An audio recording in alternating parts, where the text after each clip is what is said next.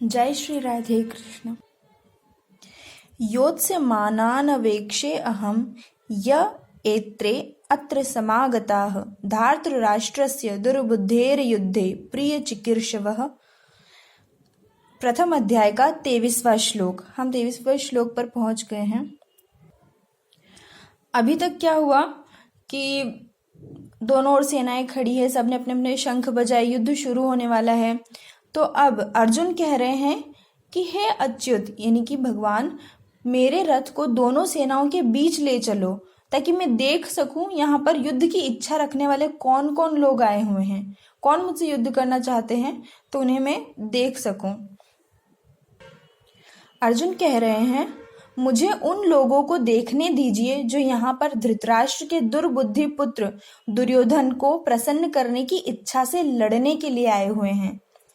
तात्पर्य यह सर्वविदित था कि दुर्योधन अपने पिता धृतराष्ट्र की 60 गांठ से पाप पुण्य योजनाएं बनाकर पांडवों के राज्य को हड़पना चाहता था। यानी कि ये सबको पता था कि दुर्योधन जो है ना, अपने पिता की मतलब जैसा वो चाहता है उसके पिता वैसा ही करते हैं।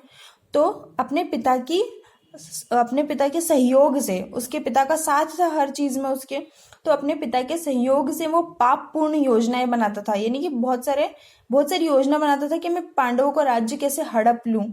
तो वो पांडवों को राज्य हड़पना चाहता था, उन्हें कुछ देना नहीं चाहता था, ये सबको पता था। अतः जिन समस्त लोगों ने दुर्योधन का पक्ष ग्रहण किया था वे उसी के समान धर्मा हो रहे होंगे। यानी कि जो उसके साथ खड़े हैं, जो उसका साथ दे रहे हैं, वो उसी के जैसे होंगे।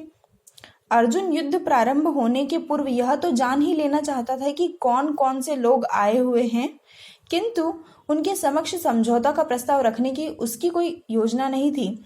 यानी कि अर्जुन देखने जा रहा था कि सामने कौन कौन खड़ा है, कौन कौन युद्ध करने आया है।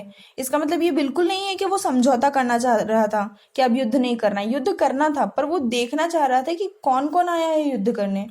यह भी तथ्य था कि वह उनकी शक्ति का, जिसका उसे सामना करना था, अनुमान लगाने की दृष्टि से उन्हें देखना चाह रहा था।